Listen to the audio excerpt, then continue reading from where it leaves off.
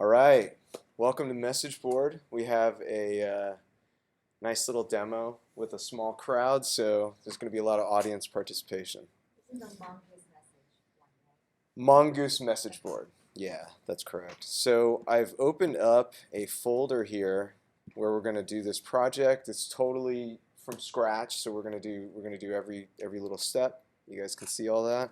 Let's open up a terminal here. And what's the very first thing we're going to do every time? Very good. Okay, we've got our package.json. Good stuff. Now let's install some dependencies that we're going to need. What do you guys think we're going to need for this? Let's take a quick look at the assignment so that we know what we're actually doing here.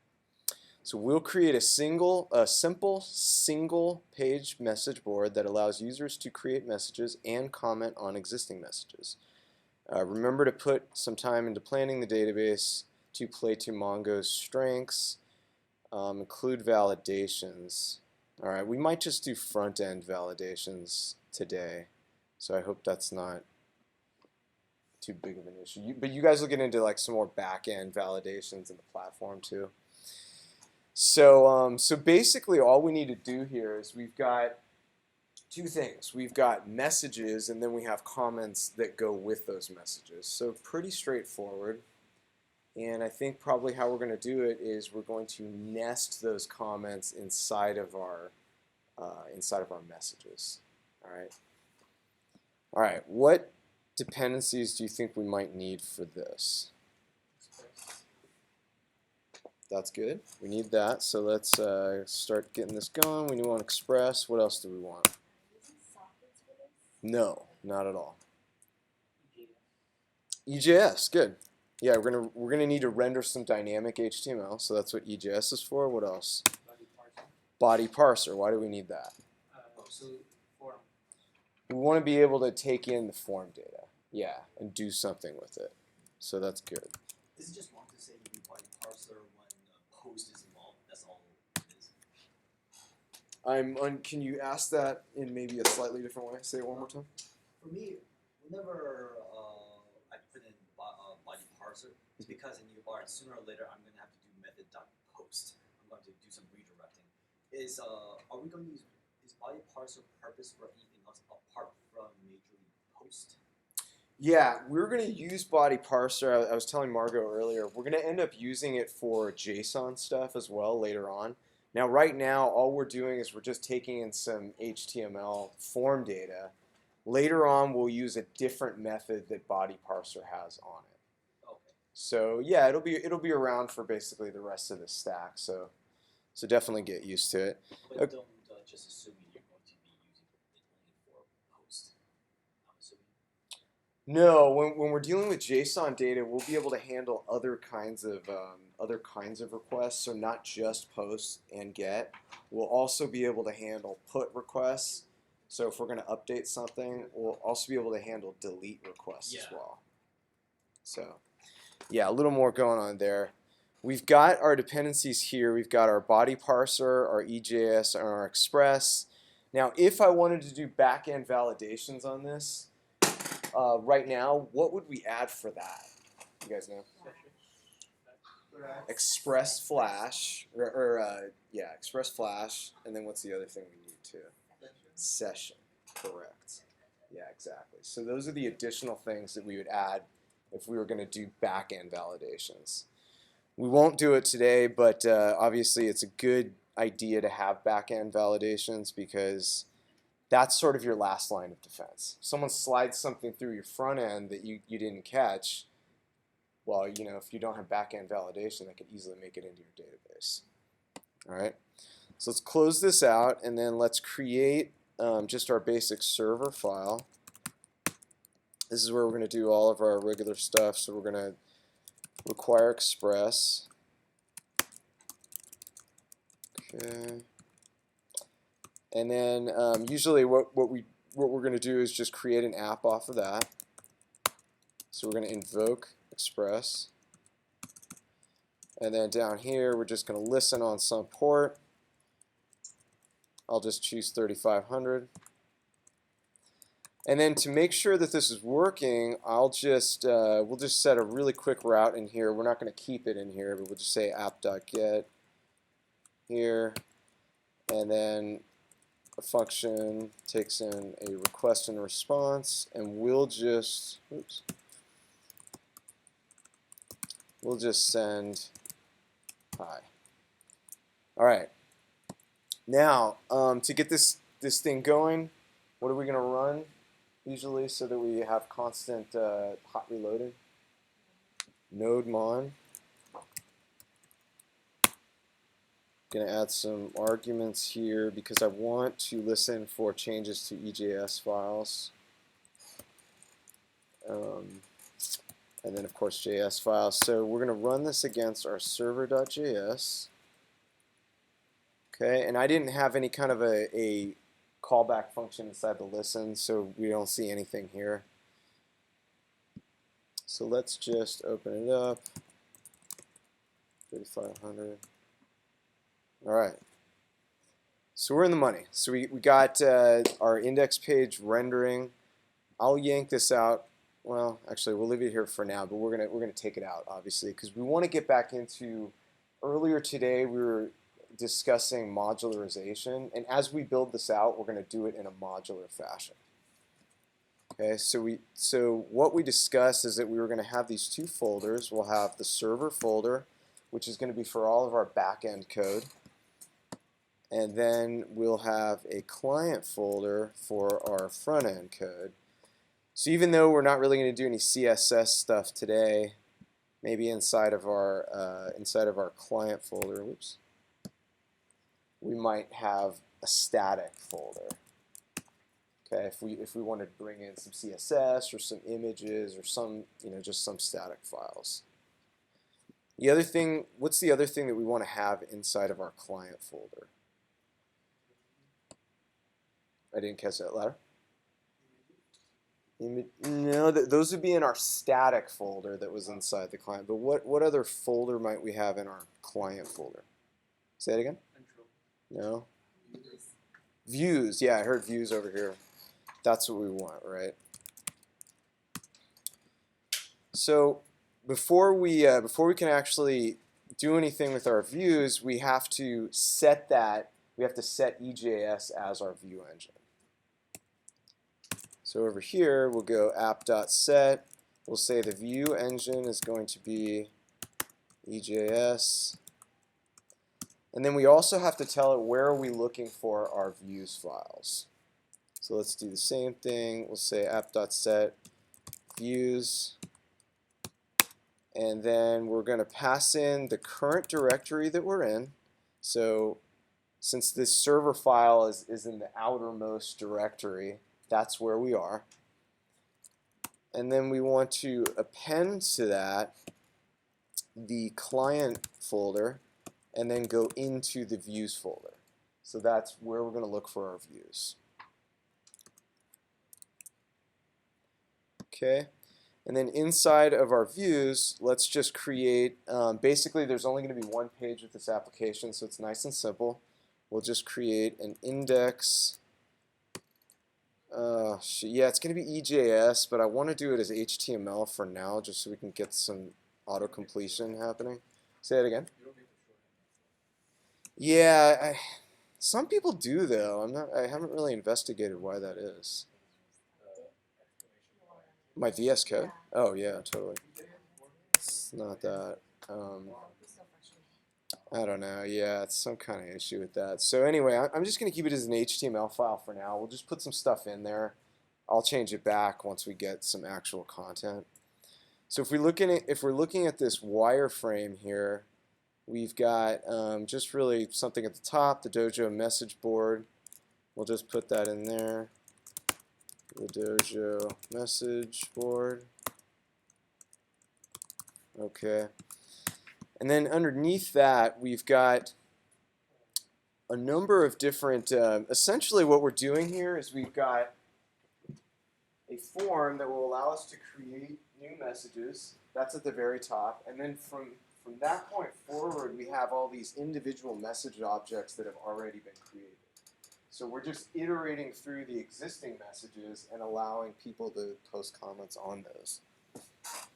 So let's just create a basic form to be able to create a new message.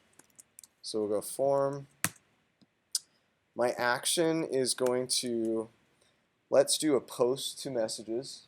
Makes sense, right? And then what is our method going to be here? Post. All right.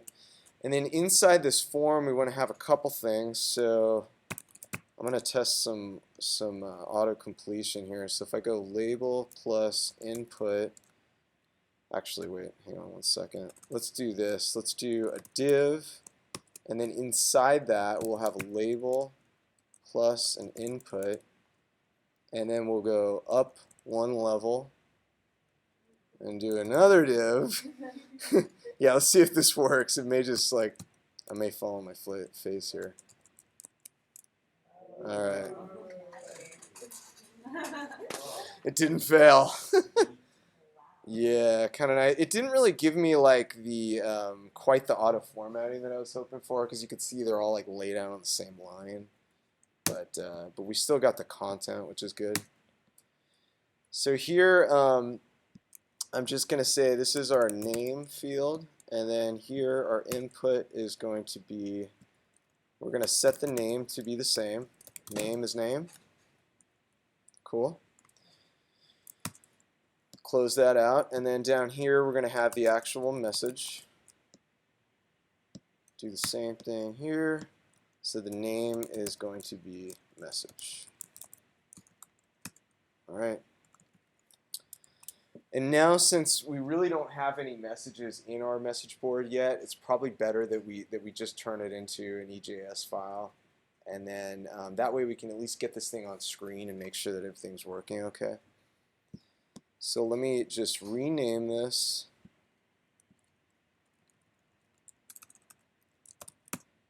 Okay.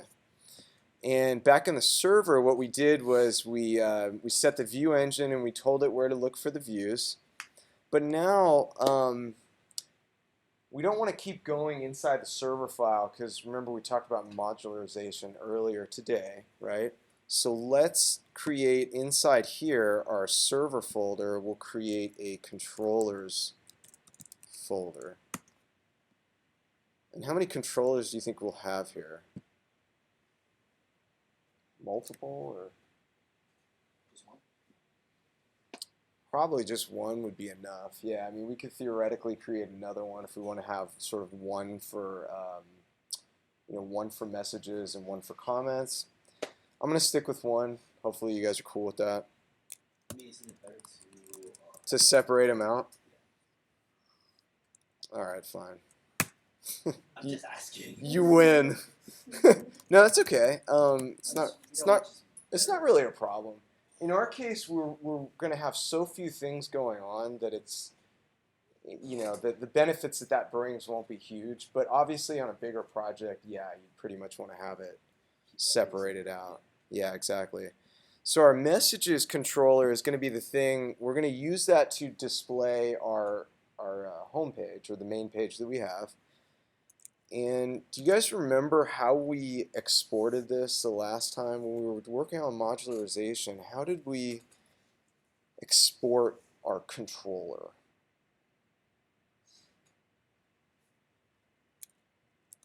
So we're going to do module.exports, and what's that going to be? You remember? It's going to be an object. So it's going to be an object that has some different methods in it. And the main method that we have here, just to display the page, is just our index method. And of course that's going to take in a request and a response. And so far, since we don't have any messages in there, let's just go ahead and render out this page and make sure everything's good. So we'll say res.render index. Okay, now we haven't yet done anything with this, and we also haven't created our routes, so we're going to need to create some routes too. And underneath the server folder, as we were doing earlier today, we have this config file where we're going to store both our Mongoose and also our routes. Okay. So let's create a couple things in here. We know we're going to have a Mongoose file, and that's going to allow us to do a couple things. We'll be able to connect to Mongoose, and then also we're also going to require whatever models that we have, okay, in there once we write that file. And then the other file that we're going to want to have is routes. All right. Now routes, what we showed earlier today is we were kind of exporting that in a little bit of a different fashion. When we do the routes, oops, instead of exporting an object, you guys remember us exporting a function for routes?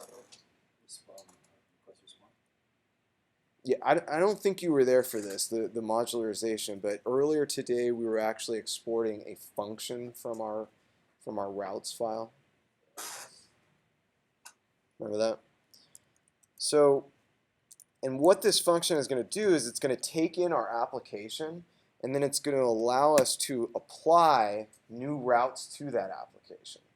So in our case, we're not going to have that many routes. We're going to have one route, obviously, to render the page, and then we're going to have another one to post new messages, and then another one to post new comments. So really, we have a total of 3 routes. Make sense? All right. So the first thing that we want to do is we want to say app.get. So if we're getting the index route, we want to run some method that we get from our controller. So we have to go back to actually require that controller. The main controller we're going to use is this messages controller. So let's just bring it in. We'll say messages controller equals require. And where that is, according to where we are now, so we're inside routes, we need to go up one level, and then we need to go inside the controllers. Fortunately, it's kind of giving us some autocomplete too, which is nice. And then we're going to grab that messages controller. Oops. Okay, so now what I can do is I can just pass it the specific method that I'm interested in, which was just my index method. And to do that, we'll say messages controller dot index. So we're passing it the callback that we want for the index route. Any questions so far?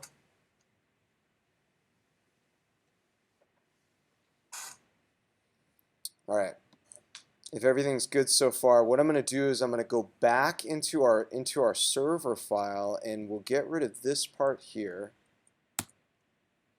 And what we're going to do is we're going to require our routes, and at the same time I'm going to invoke those routes, because remember, routes is now exporting a function. I'm going to invoke that against the app that I have here. So let's say require, and then where we're looking is going to be inside the server directory, inside the config directory. So our routes are in there, and then I want to invoke them against our application. Okay, so if everything's working properly, we should be able to see at least just this form on the page. Oops. Okay. So we're in good shape. We got our form happening, but we can't yet save a message because we still need to create the message schema, which means that we still need to connect to Mongo, which means I got to open up a couple new terminals. All right, so over here, I'm just going to run my MongoD. And then here, this is not exactly required, but I'll just open up a Mongo terminal in case we want to see anything as we go. All right. Now, now that I've got my Mongo running, I can actually start introducing Mongoose. So I'm going to close out some of these files for now. We'll go inside our Mongoose, what are we going to do inside here? Do you guys remember?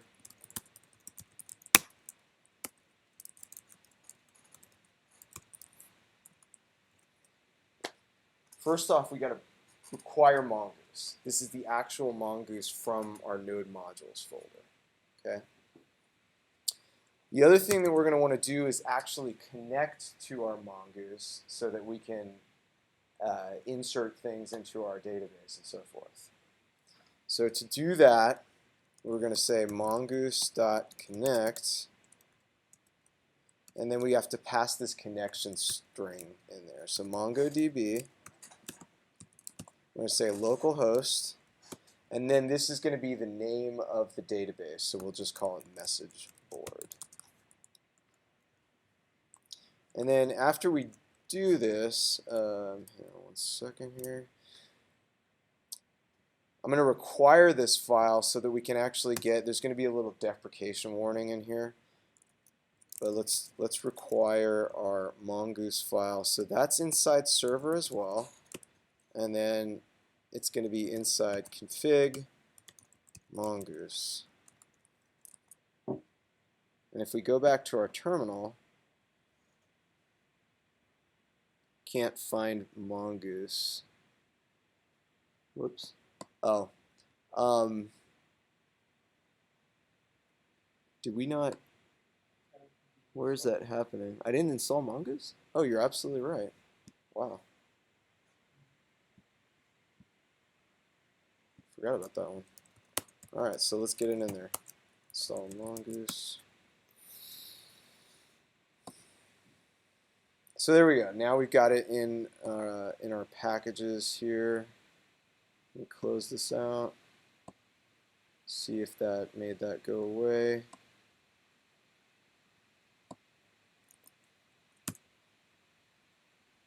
Okay, so now we've got the deprecation warning that I was expecting. So it's telling us we need to add this option to use the new URL parser.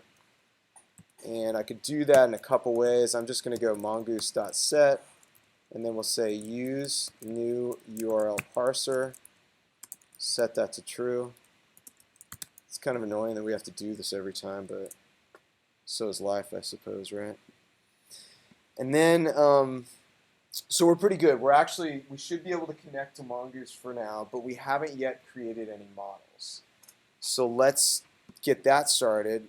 We're going to make that another folder underneath our server folder. Say models. Okay.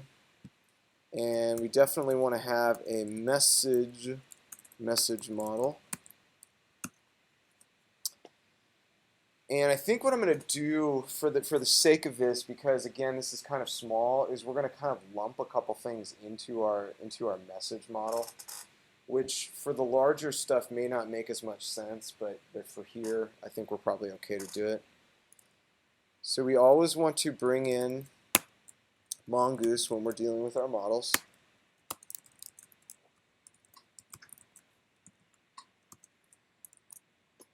Okay. And then what we want to do is actually create our schema. So the way that we're going to do that is we're just going to call it out. We'll say this is, and I'm going to start actually with the message schema. Well, yeah, we're going to start with the comment schema, and I'll kind of explain why I'm going to do it this way in a minute. But let's just say what the comment schema is. And to set that up, we're going to say a new instance of a mongoose.schema. Okay, what are comments going to have? The same two things that messages have. Yeah, exactly the same thing. So we've got some name and then some text, and it's going to be the same thing for messages. So let's just do it that way. We'll say there's going to be a name, and that's going to be a type of string. We'll say that is required, and then we've got text. We'll just call it text, and again that's going to be type string, required, true. Okay. And then the other thing I'm going to do is just add some timestamps to this.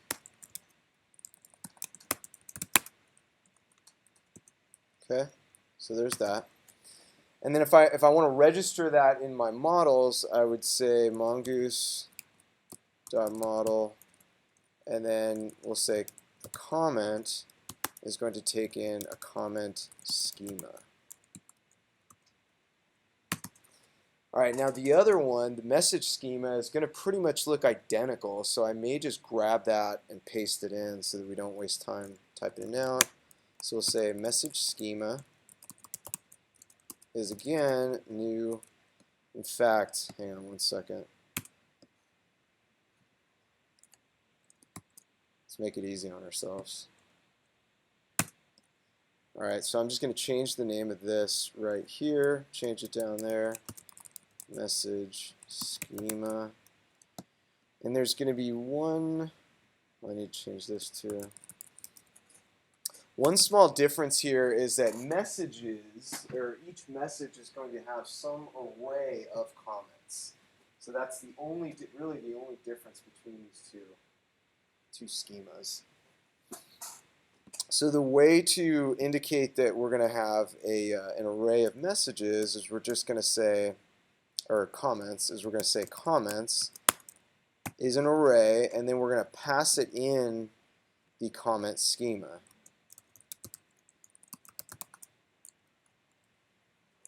Right? Now, before we start trying to add anything, we do need to do one thing, and that's actually to require this file. Because we have all the code here, but it's not being required anywhere. So if I were to go back to my Mongoose file, sorry, I need to require this file so that it's actually going to register my models for me. So let's say require, and then we'll go up one level into my models, and then we'll go message. Okay, we haven't crashed yet, so everything's looking pretty good. We've now required our message model, or our message schema code, and we should be able to use it okay. So what's the next step? We probably want to be able to create a new message, because that's really like the primary functionality of this thing. So inside of our routes, right now we've just got this one route, and let's create a couple more that we're going to use. So we're going to do a post against messages, and that will allow us to create messages. And right now this method isn't yet there, but it's going to come from the messages controller, and we'll say that's going to be the create method. All right. Now, since we've created a separate controller for comments, let's just put something in there so that we don't run into an error. So let's export an object that has, really the only thing that we're going to do with comments is we're going to create them. We don't need to edit or destroy anything like that. So let's just say the one route that we're going to have here is going to be a create method, and of course that's going to be a function that takes in a request and a response. And we'll just we'll just leave that for that as it is for now. So we want to bring in both controllers, both the messages and comments. And then my comments controller is in the exact same spot. There. Okay.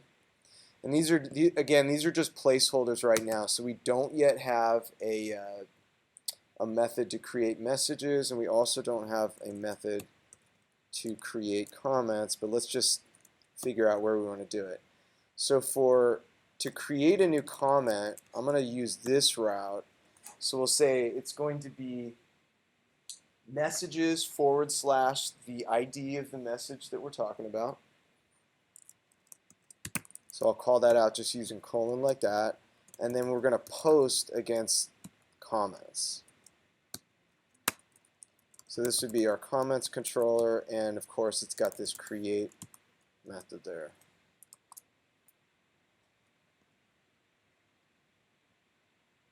Whoa. Let's comment those out now because it doesn't like that.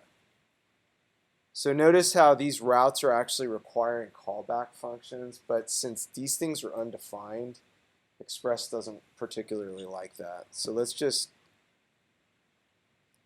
we'll comment this one out for now, and then let's go into our messages controller. Okay, so when we're going to create messages, what do you think we need to have access to?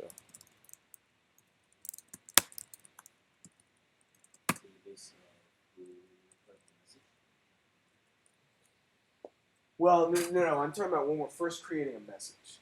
So brand new, hasn't been created yet. How do we do that? You guys remember?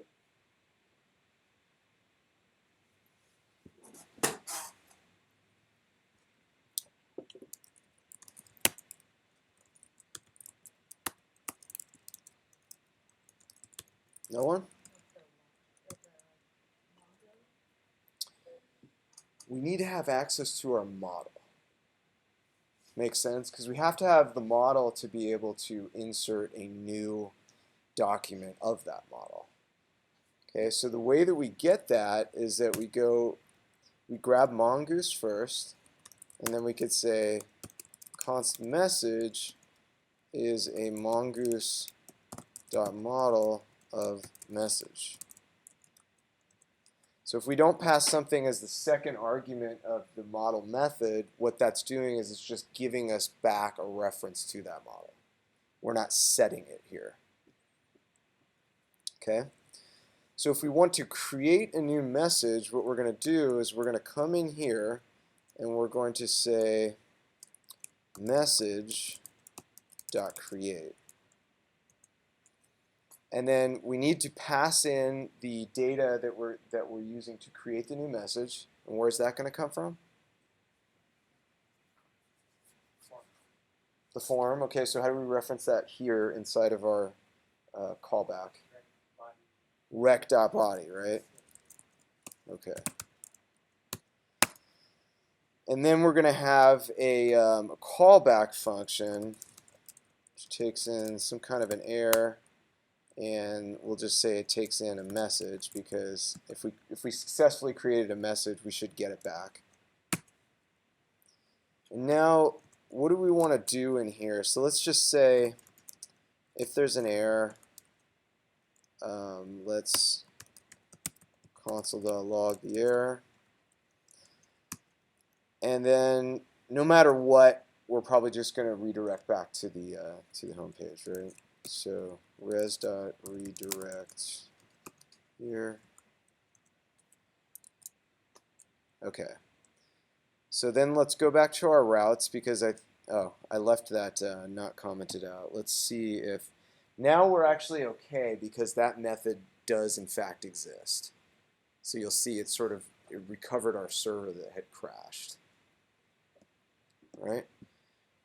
Now what I'm going to do real quick is we're going to go back to the form and let's see if we can actually create something here.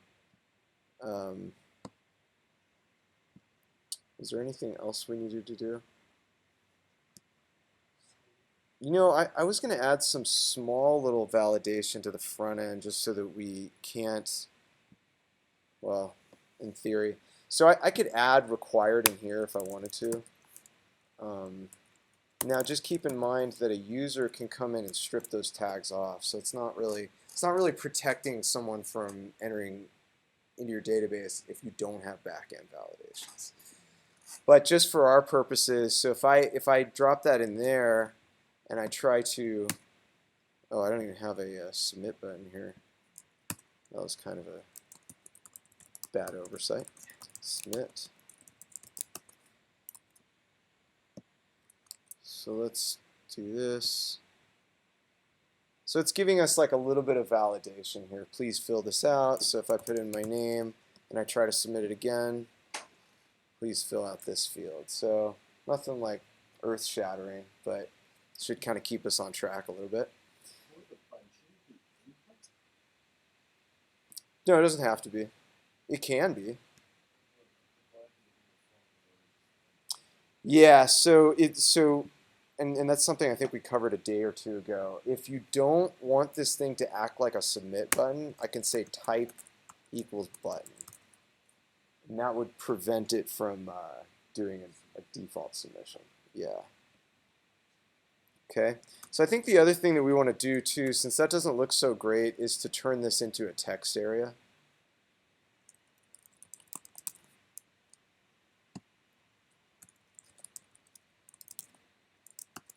Should be closing. Okay. Oops.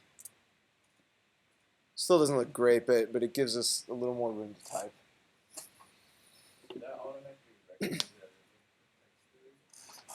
Yeah, so if we do a text area and then we give it a name like this, that will come back as form data as well. Yeah.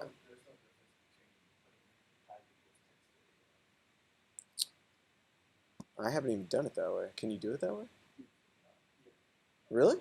Input type equals text area? Yeah. I've never done it. I've never done it that way. No kidding. Wow, okay. That's good to know actually.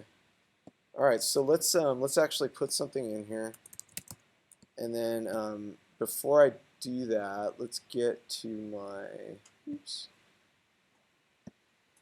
I'm the wrong file. Okay, so inside of our comments or our messages, let's console log message.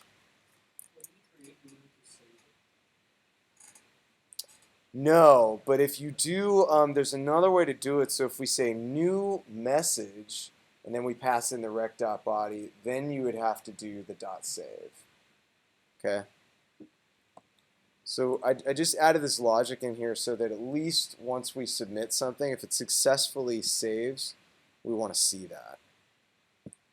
All right, so some message here.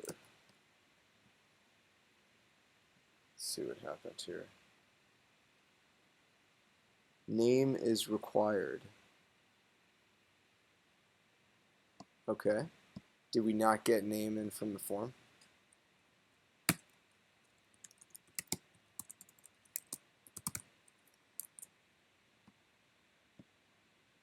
Try that again. Some message.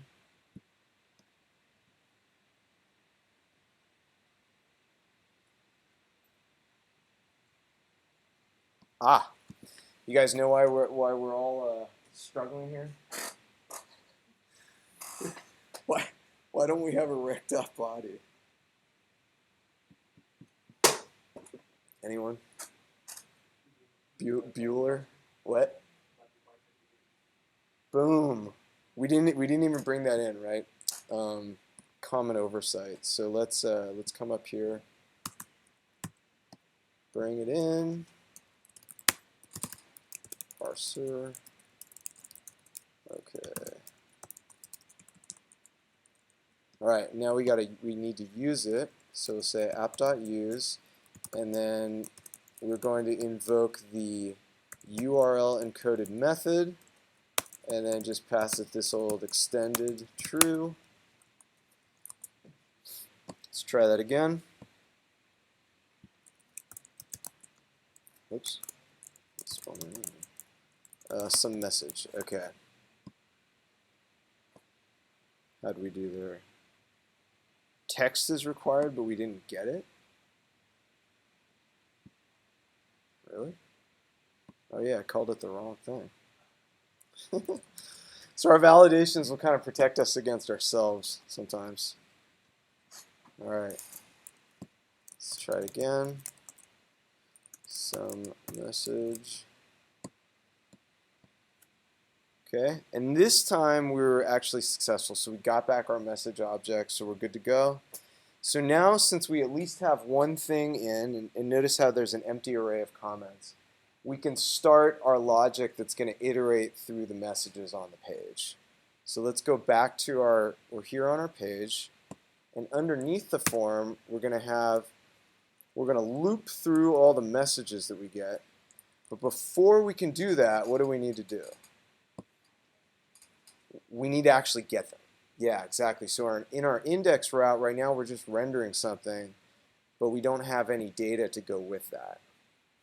So we have access to message, which we brought in already. Let's go message.find, and we'll pass it an empty object, just saying that we're going to bring in all messages. And then we've got a function against error and messages. Okay, so inside that, assuming that we didn't have an error, and I'm not really going to do any logic for that, but we're gonna get back an array of messages, even if it was an empty array. So let's take those messages that we get, and we'll bring up this render inside of that, and we're gonna pass the messages to the view. Okay. So that should be good, and then inside the view, we need to loop through them.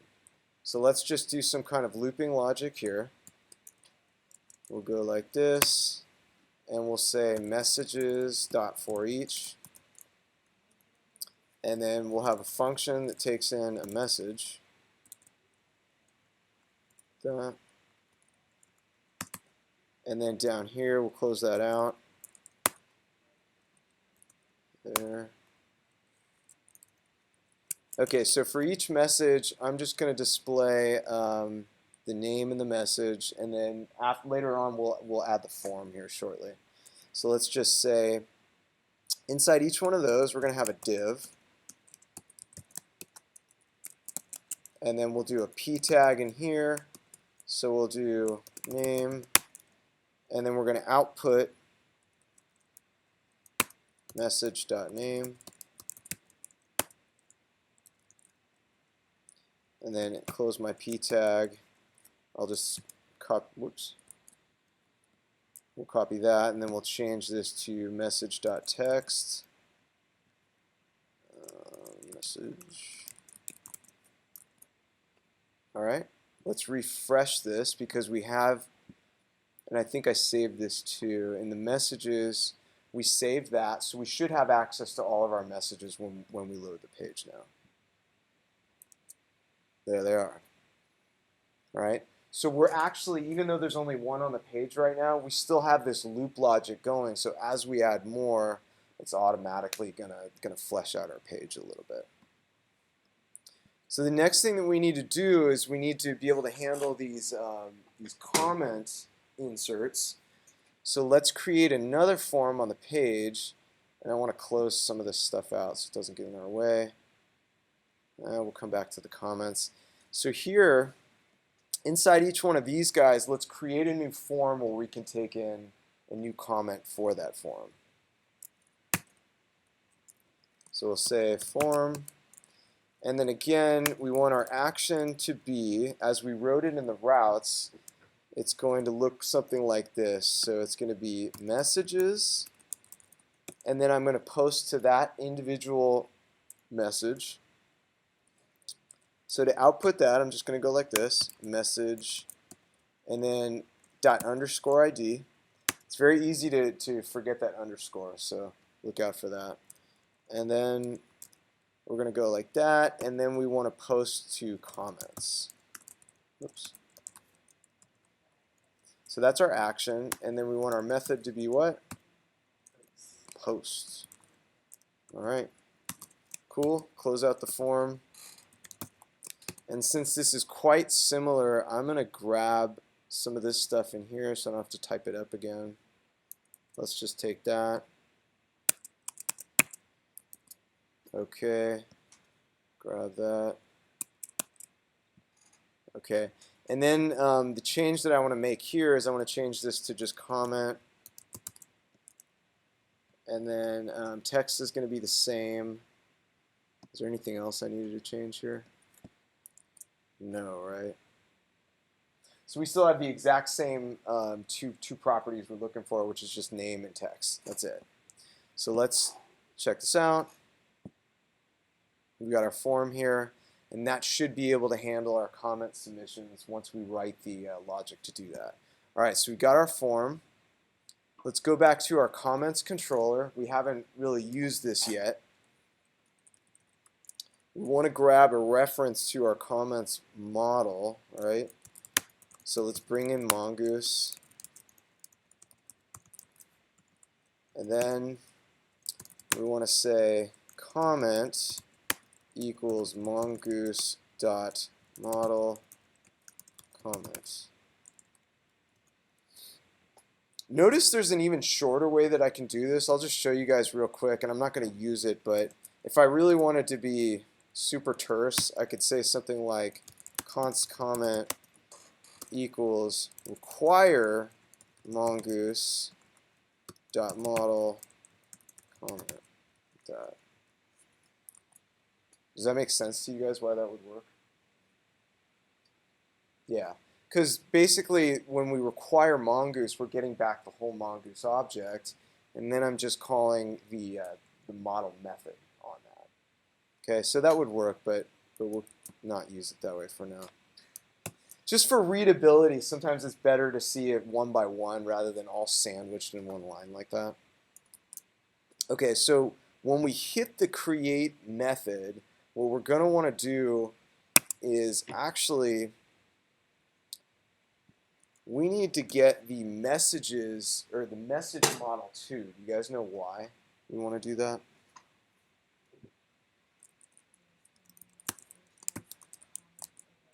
Correct. Yeah, because basically what we're doing is when we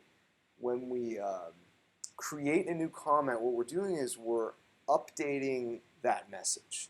We're updating it by putting in, putting a new comment inside that comments array. So let's grab a reference to that too.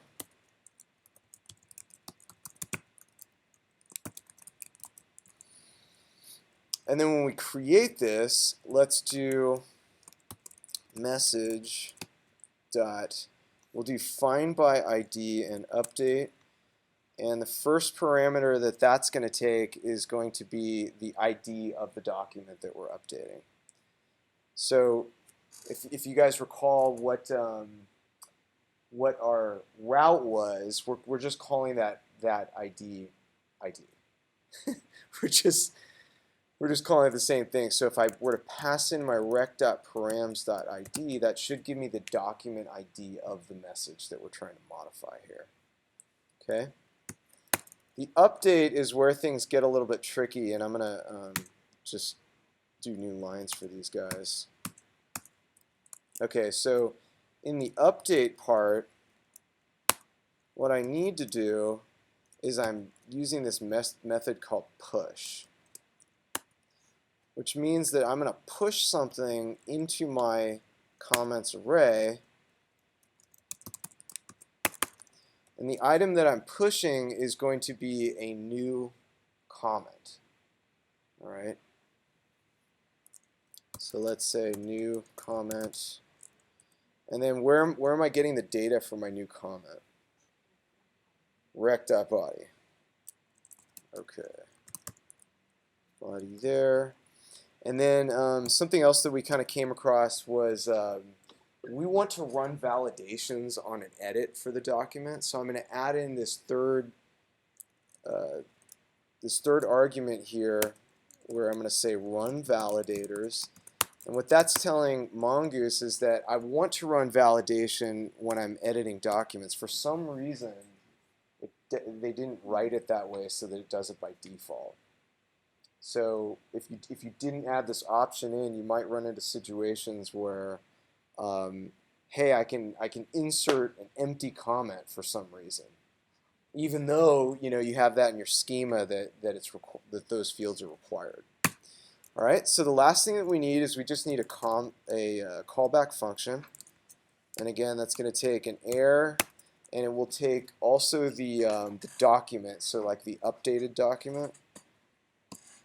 Actually, I think we need to, shoot. I think there's also a new option if I remember correctly. So if we want to get back the updated document, you would add that option in there too. So when we run our callback, we'll have access to the new updated one, not the old one that has all the old comments in it. Okay, so that's going to take our message.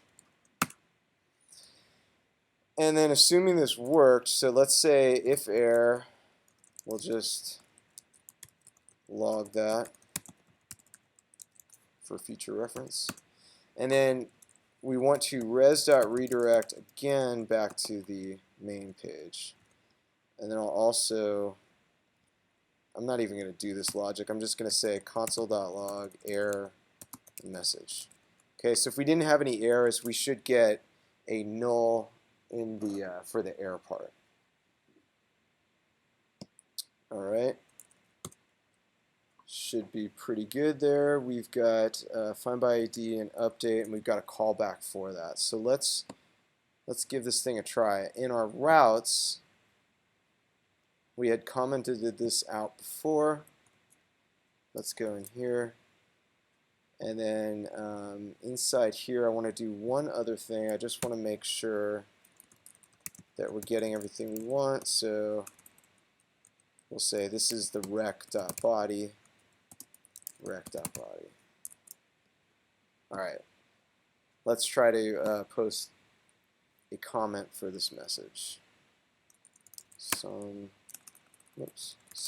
name, some comment. Okay. Okay, so cool. Everything worked. We got null back for the error right there. And then we actually got the, if you notice, we got the new updated document. So see, we've got all the information that we had before, and then plus that comment has been added to our comments array. So now really the only thing that we have to do is just display these comments, because we've got everything else. We've got the messages going, and then we were able to create new comments. We're just not showing the comments yet. So let's see what that's supposed to look like. Basically, it's just indented, and I'll probably use some inline styling for that, which is not really great. But so underneath each message, inside here in our template, let's do, are the comments underneath the comment form? Oh, okay, so the message or the comments are actually above the comment form. So let's put them in there. So I've got my comment form in here, and let's just go div. Actually, we need to loop through them, right? So let's do the same thing. So we'll say we're inside of a message currently, and I want to go message.comments.forEach. And that's going to take in a function that will take in an individual message. Okay, and then over here, I'll close that out. Whoa. Okay, and then we're just going to do the same thing. So we'll just say div,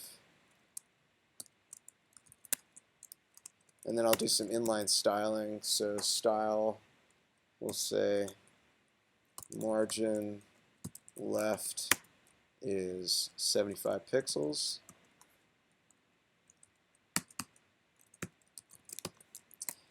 And then same exact thing. So as we were doing in here, I'm just going to copy this and drop it in, and then we'll change that to comment. Ooh.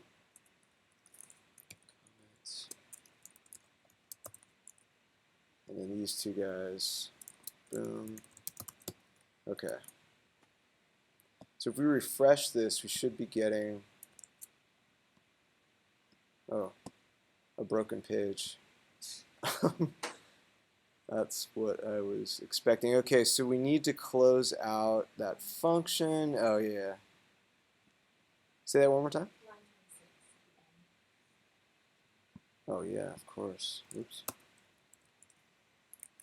All right. Comment is not defined. Oh, yeah, you're right. So be careful what you name your variables. That was kind of a dumb mistake there. Okay, so if I keep adding new comments to this,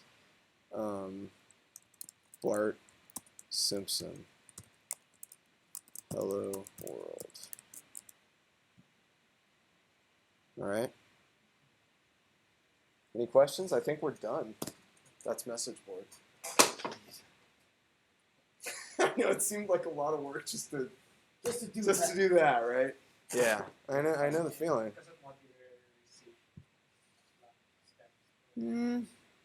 Partly, yeah. Partly just that's kind of how web development is.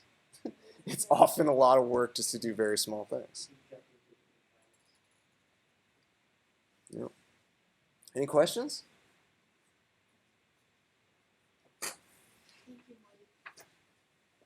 Party on.